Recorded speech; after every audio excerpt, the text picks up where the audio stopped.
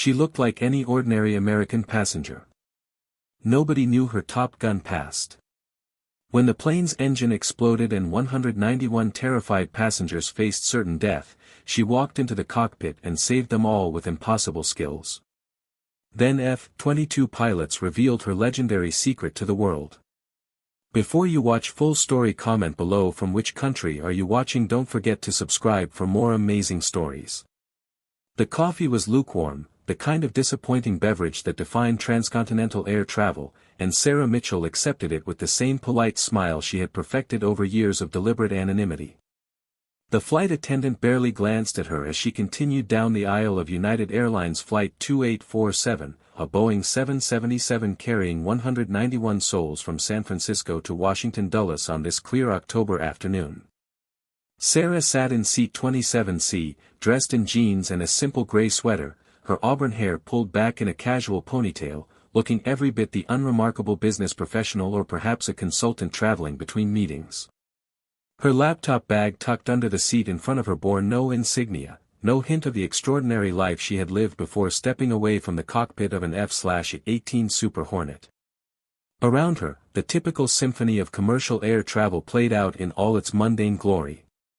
The businessman in 27A typed furiously on his laptop, occasionally sighing dramatically at what Sarah assumed were disappointing quarterly reports or demanding emails from his corporate overlords.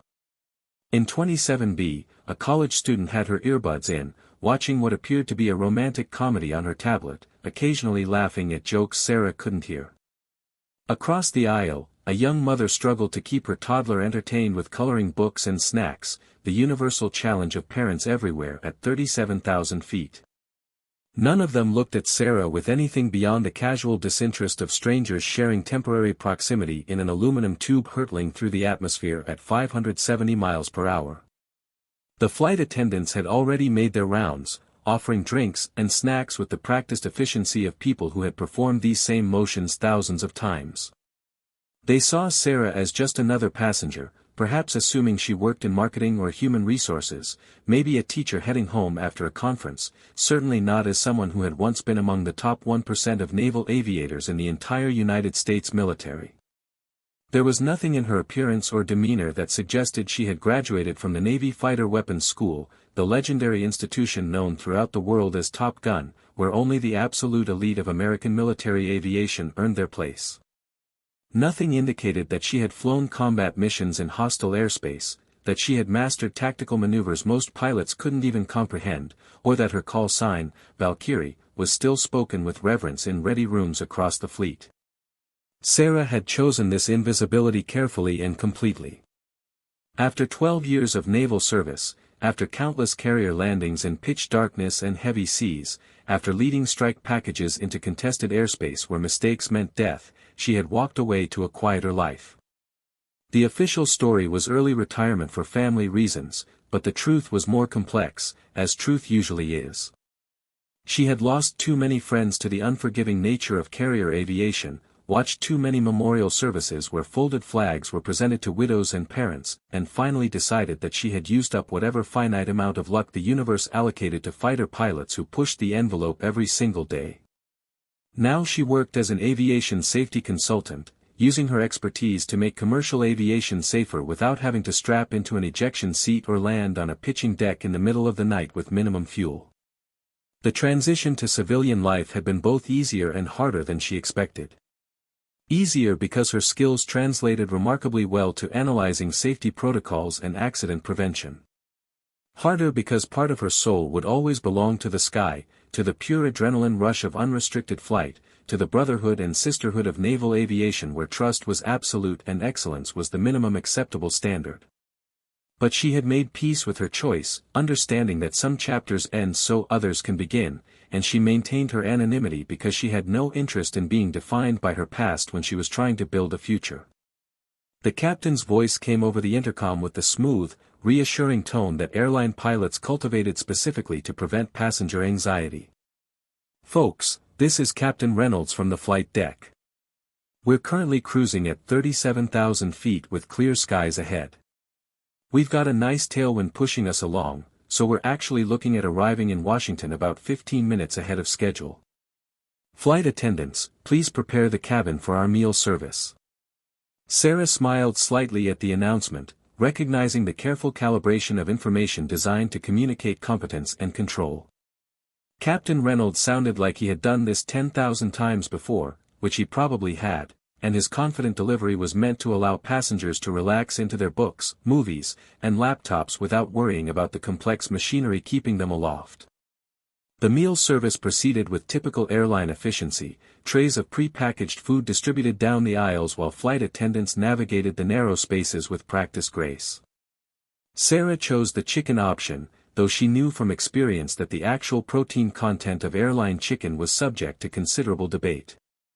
She ate mechanically, her mind wandering to the safety presentation she would be giving in Washington, a discussion of crew resource management protocols that could prevent communication breakdowns in high-stress situations. It was important work, meaningful work, even if it lacked the visceral intensity of trapping aboard a carrier at night with the deck pitching in heavy seas. The first indication that something was wrong came not from any dramatic announcement or sudden alarm, but from a subtle change that most passengers wouldn't notice. Sarah felt it immediately, the slight shift in engine tone that indicated a power reduction on the number 2 engine, the big turbofan mounted on the right wing. Her mind, trained through thousands of hours to process aircraft performance data almost subconsciously, registered the change and began calculating implications before her conscious thought could catch up. A moment later, she felt the barely perceptible yaw to the right as the aircraft's computer compensated for the asymmetric thrust, adjusting rudder and aileron trim to maintain straight flight. The businessman next to her kept typing, oblivious. The college student continued watching her movie. The young mother across the aisle was trying to convince her toddler to eat some crackers. None of them had felt what Sarah felt, none of them understood what that subtle change in vibration and sound might mean. She waited, counting seconds, wondering if the flight crew would say anything or if they would handle whatever minor issue had developed with quiet professionalism and continue to Washington without passenger notification. Then the cabin lights flickered, just for a moment, and Sarah's internal alarm bells began ringing louder. Generators on commercial aircraft were remarkably reliable, massive electrical systems designed with multiple redundancies specifically to prevent power interruptions. A momentary flicker suggested something more significant than a simple engine hiccup, possibly an electrical fault cascading through systems in ways that could complicate an already developing situation. She glanced toward the forward galley where 2 flight attendants were continuing their meal service, and she could see in their body language that they had noticed the flicker too, though they were maintaining their professional composure and continuing their duties. The intercom crackled, and this time Captain Reynolds's voice had lost some of its earlier smoothness, taking on an edge that Sarah recognized immediately as controlled concern. Flight attendants, please return to your stations and secure the cabin. Folks, we're experiencing a minor technical issue and will need everyone to return to your seats and fasten your seatbelts. We're going to be making an unscheduled descent as a precautionary measure, but there's no cause for alarm. Just please remain seated with your seatbelts fastened. The announcement was textbook crisis communication, providing information while minimizing panic, but Sarah heard what wasn't being said in the captain's carefully chosen words and his tightened vocal patterns. Around her, passengers began reacting with the typical range of human responses to unexpected situations. Some immediately tensed, gripping armrests and exchanging worried glances. Others seemed unconcerned, perhaps figuring that unscheduled descents happened all the time and the pilots had everything under control. The businessman finally looked up from his laptop, frowning at the interruption to his productivity. The college student pulled out her earbuds, suddenly alert to the change in cabin atmosphere. The young mother gathered her toddler closer, maternal instinct responding to the shift in the situation even if the rational mind wasn't sure what was happening. Sarah felt the aircraft begin its descent, a smooth reduction in altitude that initially suggested a controlled and routine procedure. But her experienced awareness picked up details that told a different story. The descent rate was slightly steeper than normal for a precautionary measure, suggesting urgency masked by professional handling. The engine tone from number 2 had changed again, now running at significantly reduced power, and she could detect a subtle vibration that hadn't been there before. Most concerning was a smell that began filtering through the cabin ventilation system, faint but distinctive, the acrid hint of overheated electrical components that every pilot learned to recognize and fear. The next announcement came faster than it should have, indicating that events in the cockpit were moving quicker than the crew had anticipated. "This is Captain Reynolds.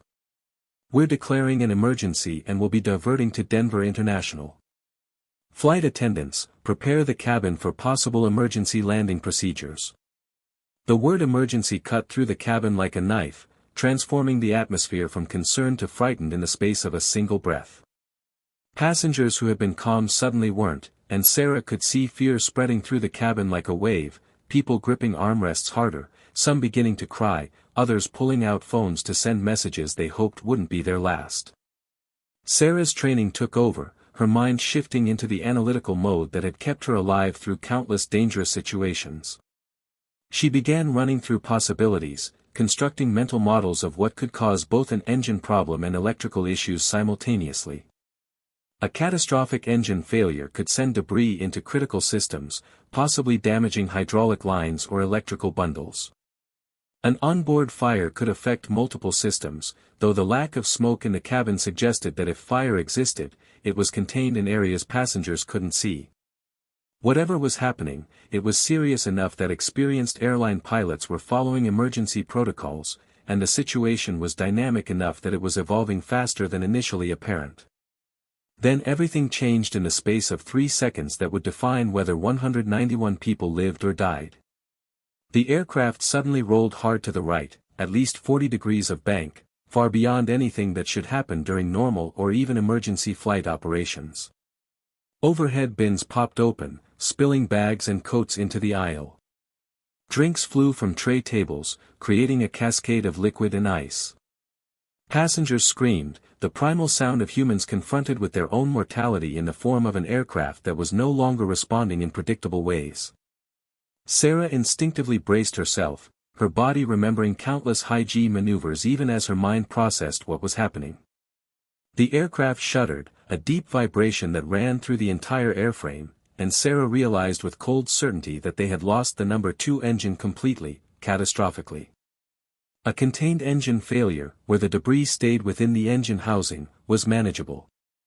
An uncontained failure, where engine components broke through their housings and damaged surrounding structures, was every pilot's nightmare.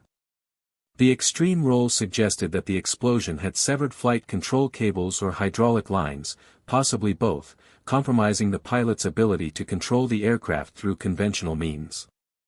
The cabin was chaos now, passengers crying and praying, some trying to call loved ones, others frozen in shock.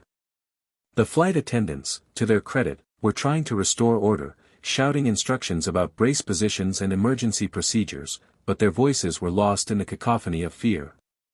Sarah looked around and made a decision that would reveal everything she had spent 3 years hiding, understanding that anonymity was meaningless when weighed against 191 lives. She unbuckled her seatbelt and stood, moving forward against the tilted deck with the sure-footed balance of someone who had spent years walking on pitching carrier decks in heavy seas. Other passengers stared at her as if she were insane, violating the most basic rule of airline safety by leaving her seat during an emergency. She ignored them, moving toward the forward galley where a flight attendant was gripping a bulkhead, her face pale with terror but her training keeping her functional. "I need you to get me to the cockpit right now," Sarah said, her voice cutting through the noise with command authority she hadn't used in 3 years.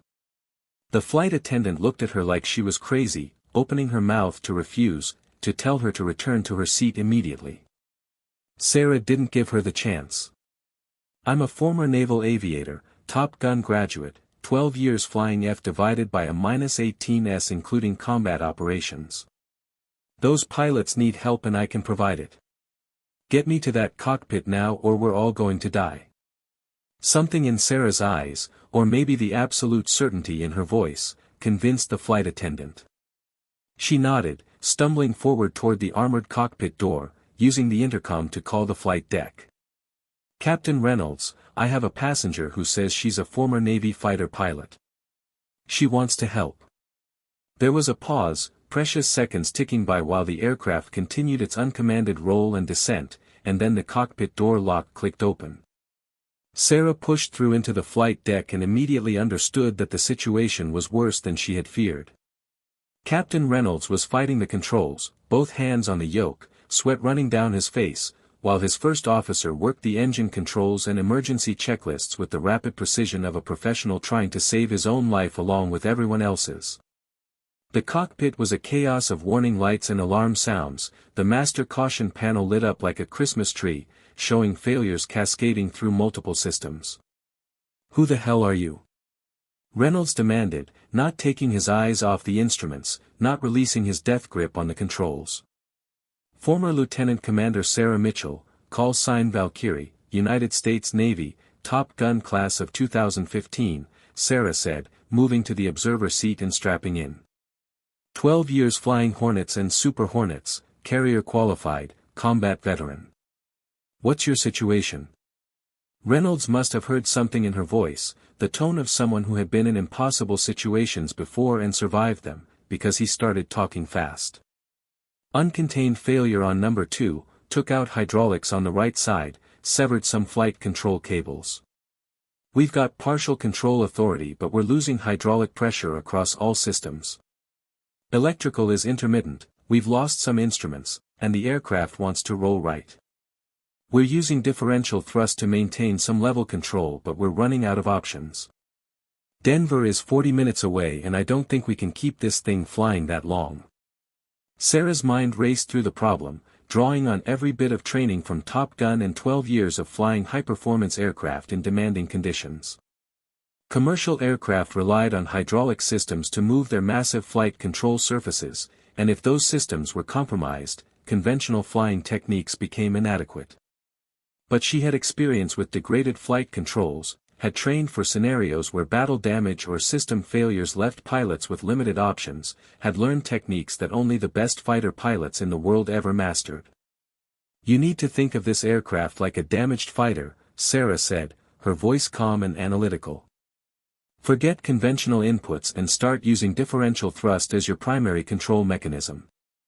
Increase power on 1 and 3, reduce on 4, use the asymmetric thrust to control the roll. The flight computers are fighting you because they're programmed for normal operations, but we need to override that programming and fly this manually using principles they don't teach in airline training." The first officer looked at Reynolds, clearly wondering if they should trust this woman who had materialized from the passenger cabin with claims of Top Gun credentials. Reynolds, to his credit, was a good enough pilot to recognize expertise when he heard it, and desperate enough to accept help from any source. "What do you recommend?" "Let me handle the thrust controls," Sarah said, already moving her hands toward the center console. "You focus on pitch and yaw through whatever control authority you still have. I'll use the engines to control roll and provide supplemental directional control. It's going to feel wrong because it's completely contrary to normal procedures, but I've flown damaged aircraft using nothing but throttle controls and we're going to adapt those techniques to this airframe." For the next 20 minutes, Sarah demonstrated why Top Gun graduates were considered the absolute elite of military aviation. She manipulated the 4 massive turbofan engines with a precision that seemed impossible, using tiny thrust adjustments to counteract the aircraft's tendency to roll right, coordinating with Reynolds to maintain altitude and heading.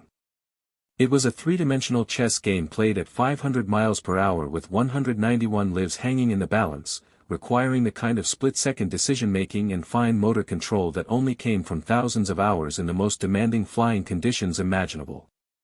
The aircraft stopped its uncommanded roll and began responding to their inputs, though it was clear they were flying a crippled machine held together by skill and sheer determination.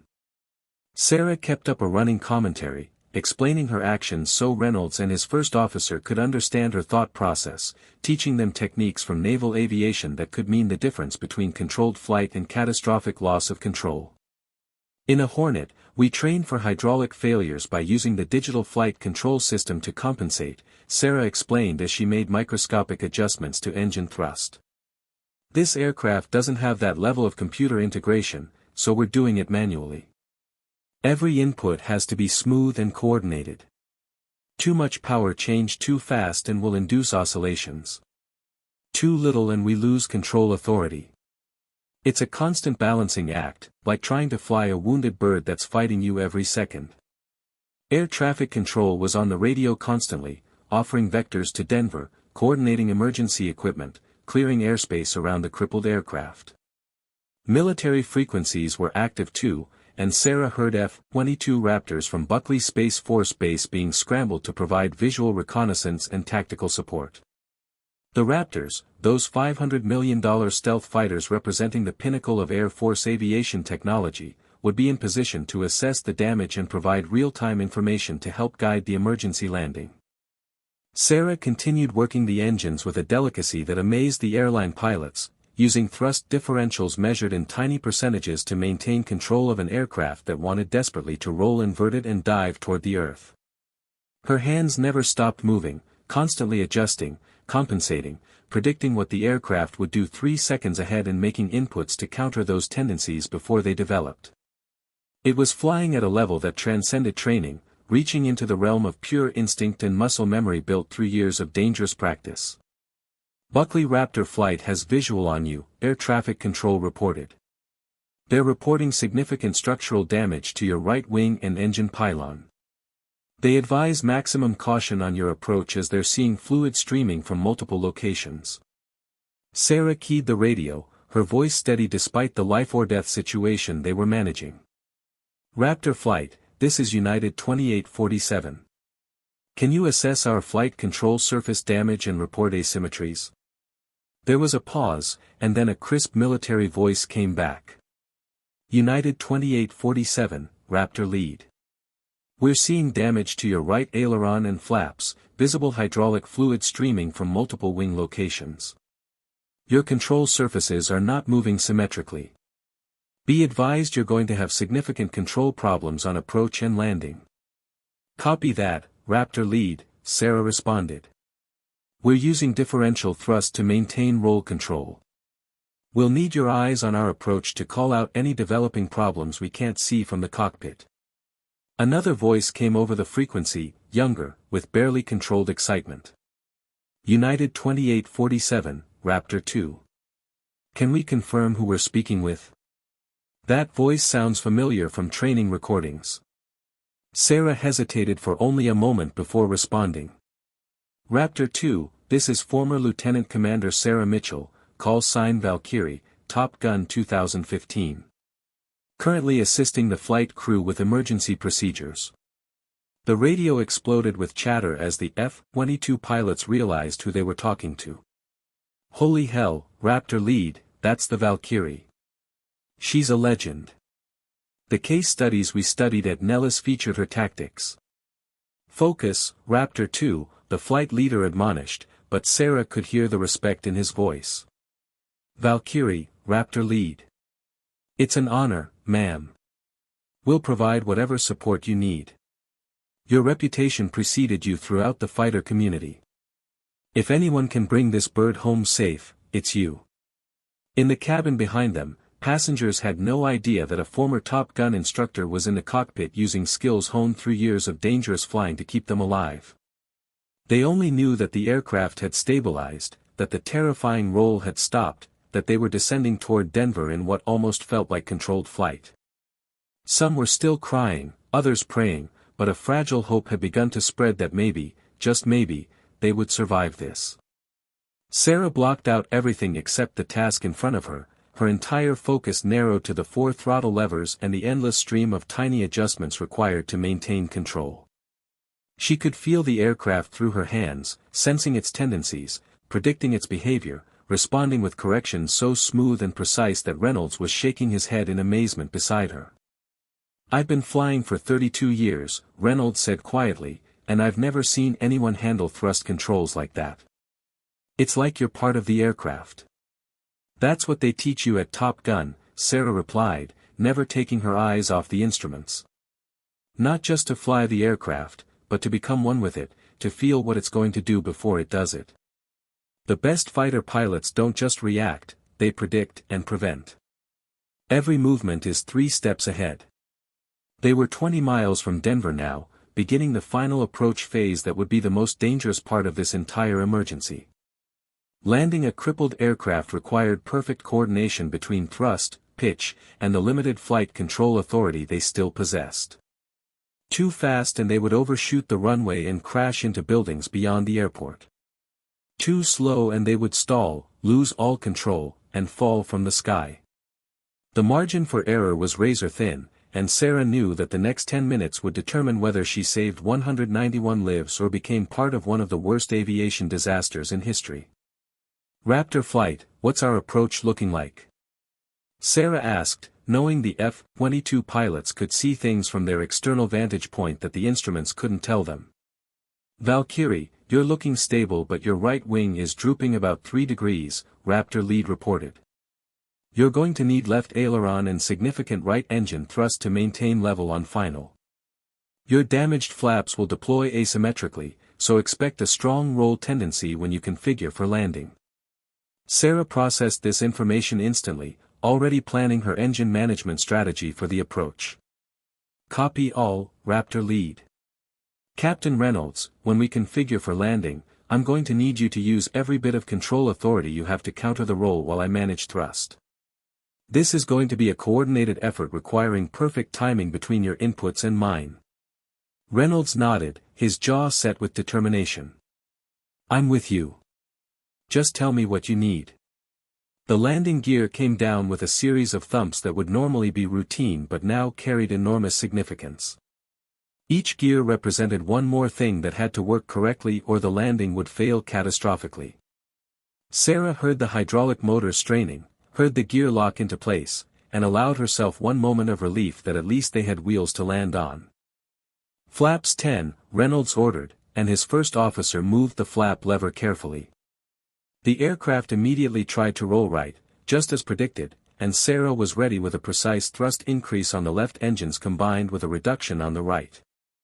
The aircraft shuddered, fought, but stabilized, held level through a combination of Reynolds's control inputs and Sarah's engine management that would have seemed impossible to anyone who hadn't spent years mastering similar techniques in combat conditions. Flaps 20, came the next configuration change, and again the aircraft tried to kill them, the asymmetric flap deployment creating rolling and pitching moments that Sarah and Reynolds countered with coordinated precision. They were a team now, united by the common purpose of survival, their individual skills combining into something greater than either could achieve alone. Denver Tower was clearing everything out of their way, creating a corridor of empty airspace where nothing existed except United 2847 and its fighter escorts. Fire trucks and emergency equipment were positioning along the runway, ready for whatever happened in the next few minutes. News helicopters were being pushed back to safe distances, prevented from filming the potential disaster but positioned to record either a miracle or a tragedy. 3 miles from runway threshold, flaps 30, gear down and verified, the first officer called out, his voice tight with stress but still functional, still professional. Sarah made continuous thrust adjustments, feeling the aircraft like an extension of her own body, sensing when it wanted to deviate and correcting before those deviations could develop into uncontrollable situations. Her hands were steady despite the adrenaline flooding her system, her breathing controlled despite the knowledge that one mistake would kill everyone aboard. This was what Top Gun had prepared her for, not just the technical skills but the mental discipline to perform perfectly when perfection was the only option. 2 miles, on glide path, airspeed 150, Reynolds called, and Sarah could hear in his voice that he was beginning to believe they might actually pull this off. The runway appeared ahead of them, a blessed stretch of concrete that represented safety if they could just reach it. The F-22s were still with them, guardian angels in fighter form, their pilots watching every moment of the approach and providing continuous updates on aircraft condition and configuration. 1 mile, you're looking good Valkyrie, right wing still drooping but you're compensating perfectly, Raptor lead transmitted. You're going to make it. Bring them home.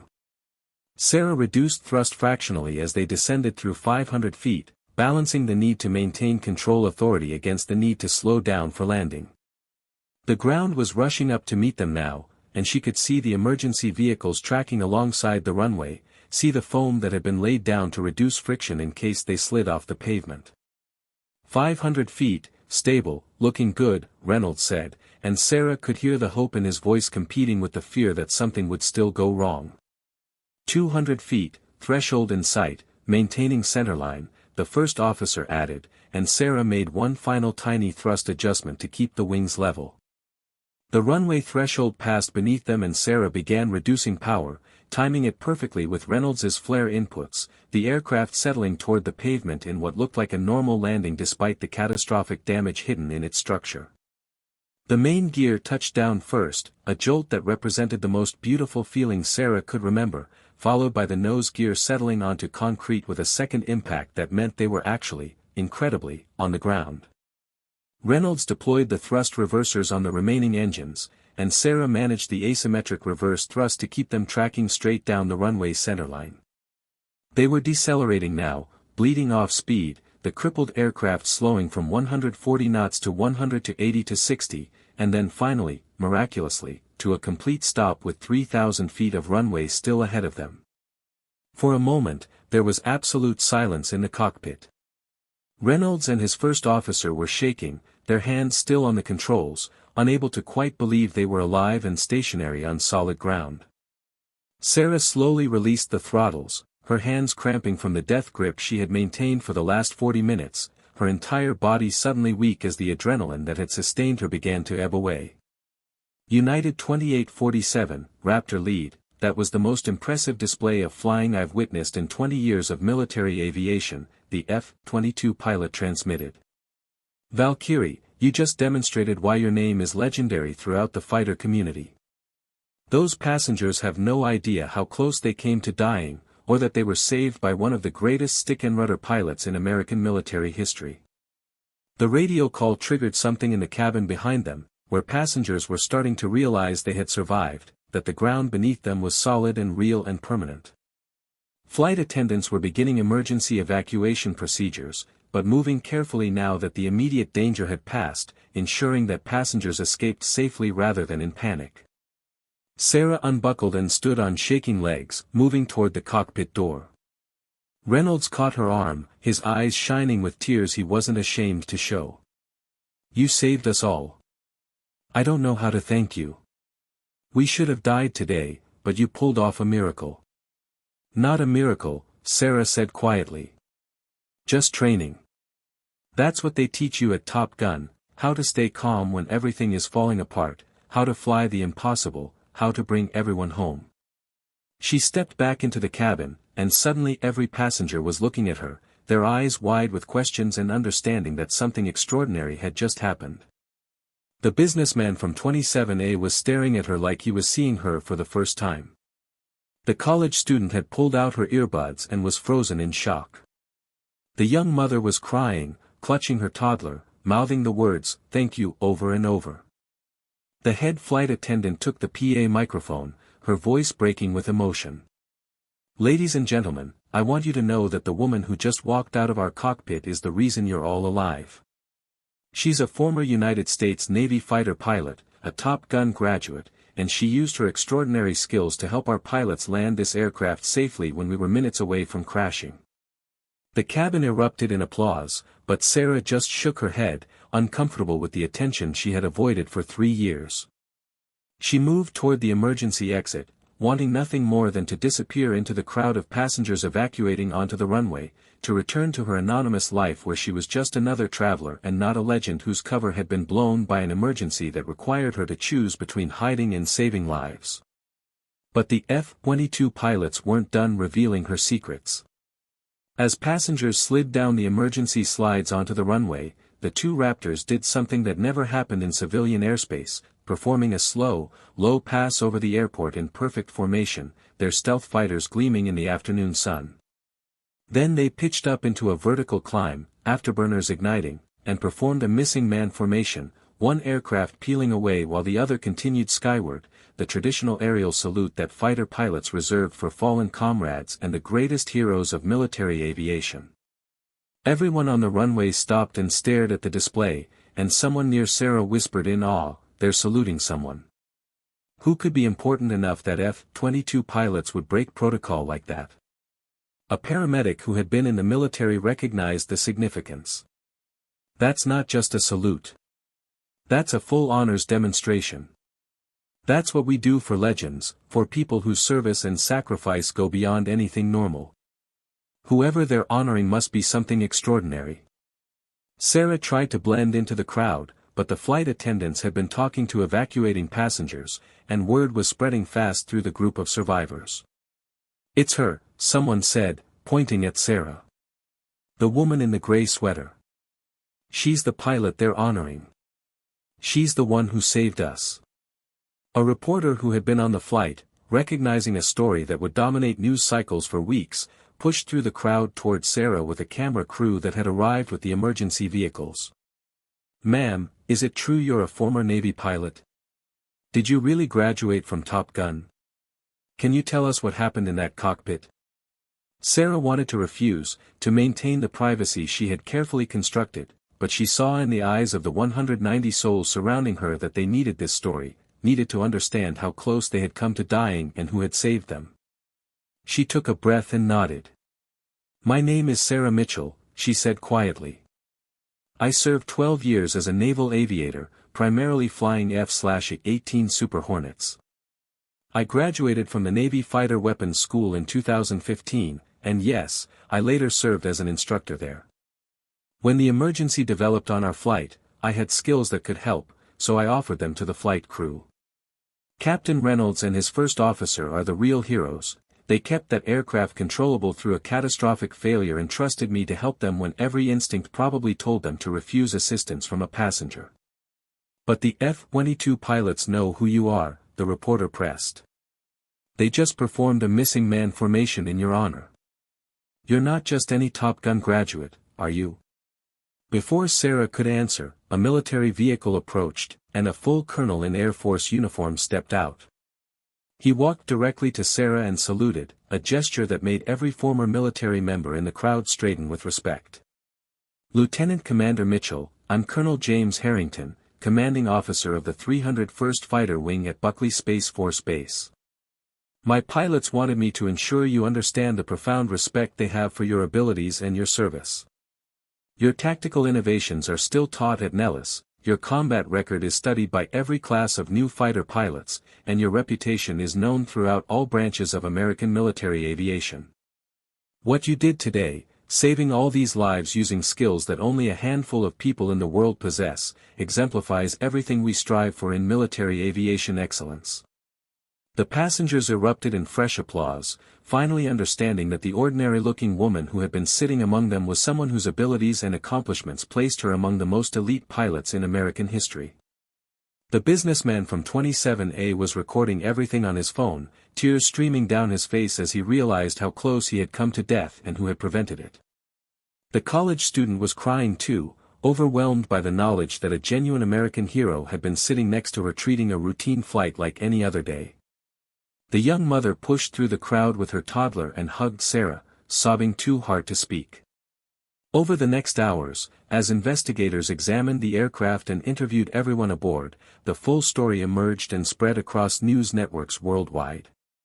United Airlines Flight 2847 had suffered a catastrophic uncontained engine failure that severed critical hydraulic lines and flight control cables, creating a scenario that should have been unrecoverable. The aircraft should have crashed, killing everyone aboard, but a former Top Gun graduate who happened to be traveling as an anonymous passenger had used advanced skills from naval aviation to save 191 lives through techniques that no airline pilot would have known. The story resonated because it embodied something fundamentally American, the idea that heroes walk among us disguised as ordinary people, that extraordinary capabilities can be hidden behind unremarkable appearances, and that when crisis strikes, those who have been trained to the highest levels of excellence will step forward regardless of personal cost or consequences. Sarah Mitchell had spent 3 years building a quiet civilian life, carefully maintaining anonymity, but when the choice came between preserving that anonymity and saving lives, she hadn't hesitated. In the weeks that followed, Sarah found her privacy thoroughly destroyed but replaced by something she hadn't expected, a renewed sense of purpose. Airlines began consulting her on emergency training procedures, asking her to teach techniques from military aviation that could help commercial pilots handle extreme situations. The Navy asked her to return as a civilian instructor at Top Gun, passing her knowledge to the next generation of fighter pilots.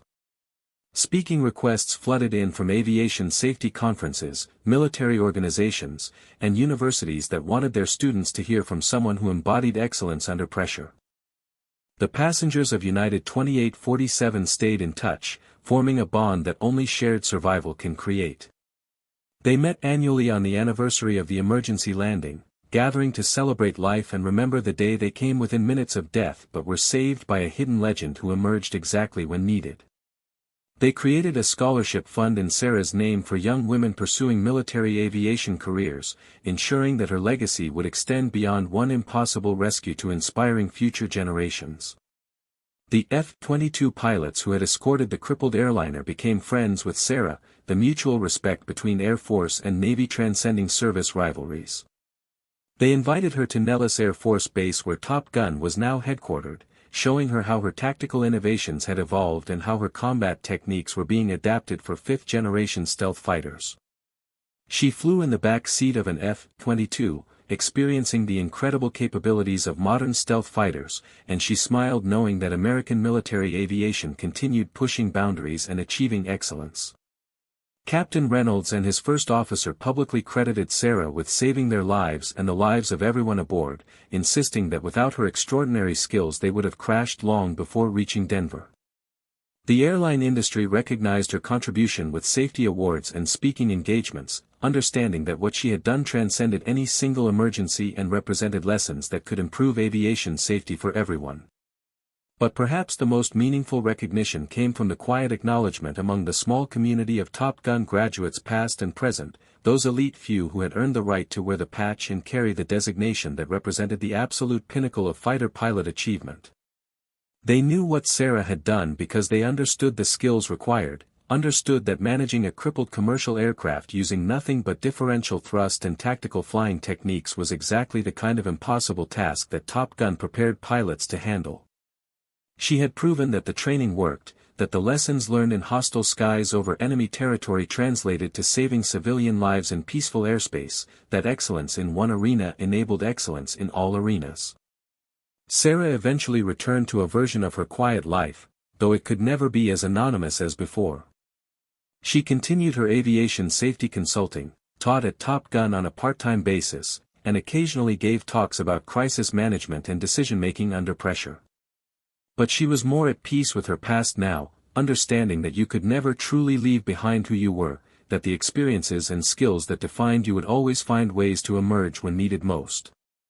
On the one-year anniversary of the emergency landing, as she stood with the 190 survivors in Denver, watching another group of F-22s perform a tribute flyover, Sarah realized that her decision to walk away from naval aviation hadn't been the ending she thought it was. It had been a transition, a movement from one form of service to another, and ultimately it had prepared her for the moment when 191 lives depended on skills that only a Top Gun graduate possessed. The young mother approached with her toddler, who was now a year older and clutching a stuffed airplane. "She asks about you all the time," the mother said. "She knows you're the reason she's alive, the reason I'm alive. I wanted you to know that every day I'm grateful, every moment with my daughter is a gift you gave us." Sarah knelt down to the child's level, accepting a hug from the small arms that wrapped around her neck with complete trust. She thought about all the choices that had led to this moment, choosing to become a pilot, surviving the brutal training that winnowed out most candidates, earning her place at Top Gun, flying combat missions that tested every limit of human endurance, deciding to retire, choosing to help that day in the cockpit despite knowing it would expose her past. Every choice had led here, to this moment, to these lives saved and these futures preserved. "You're going to do amazing things," Sarah whispered to the child. "You're going to grow up and maybe fly yourself someday, and maybe you'll save lives too. That's what we do, we pass on what we know, we help when we can, and we make sure the next generation can fly higher than we did." As the sun set over Denver and the F-22s disappeared into the distance, Sarah stood with the survivors and felt a peace she hadn't known in years. Her story had been revealed not through her choice but through necessity, not for glory but for survival, and in that revelation she had found a new purpose that honored both who she had been and who she was becoming. The legend of Valkyrie would continue, not as a hidden secret but as an inspiration, proving that heroes don't always wear uniforms or seek recognition, but they're always ready when the moment demands their very best. The 191 lives saved that October afternoon stood as testament to the power of excellence, the value of training, and the truth that ordinary-looking people can possess extraordinary capabilities waiting to emerge exactly when the world needs them most.